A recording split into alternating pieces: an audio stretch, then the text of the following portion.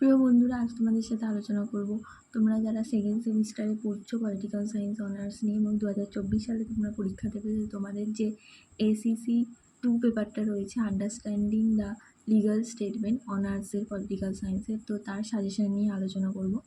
আজকে মূলত বড় যে প্রশ্নগুলো তোমাদের 20 নম্বরের যে প্রশ্নগুলো আসবে সেগুলো নিয়ে আমি আলোচনা করব। দেখো, মডিউল 1 থেকে তোমাদের পড়তে হবে সুপ্রিম কোর্টের গঠন ও কার্যাবলী লেখো, বিচার বিভাগীয় সক্রিয়তা সম্পর্কে টিকা লেখো, পিআইএল বা জনস্বার্থ মামলা কী, এর বৈশিষ্ট্যগুলি লেখো, অঙ্গরাজ্যের হাইকোর্টের গঠন ও কার্যাবলী লেখো, প্রশাসনিক আদালত কী, এর বৈশিষ্ট্যগুলি বর্ণনা করো।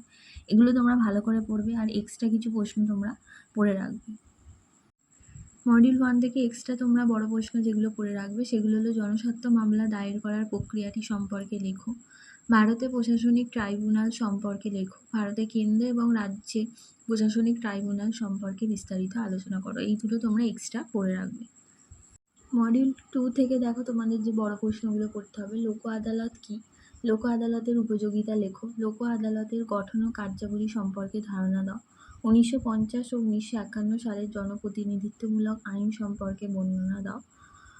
এটা হিসাবে তোমাদের আসতে পারে, ভারতের নির্বাচনী সংস্কার আইনগুলি কী কী। এরপর তোমাদের পড়তে হবে দলত্যাগ বিরোধী আইন সম্পর্কে বিস্তারিত আলোচনা করো। তারপর 1985 সালের দলত্যাগ বিরোধী আইনের পর্যালোচনা করো, নারী আদালত সম্পর্কে লেখো। এবার এক্সট্রা যেগুলো তোমাদের পড়তে হবে, রাজনৈতিক দলত্যাগ বলতে কী বোঝো, রাজনৈতিক দলত্যাগের কারণগুলি লেখো, আর জনপ্রতিনিধি আইন 1950 সম্পর্কে লেখো, আর পারিবারিক আদালত কী। তো এই প্রশ্নগুলো তোমরা ভালোভাবে দেখে যাবে।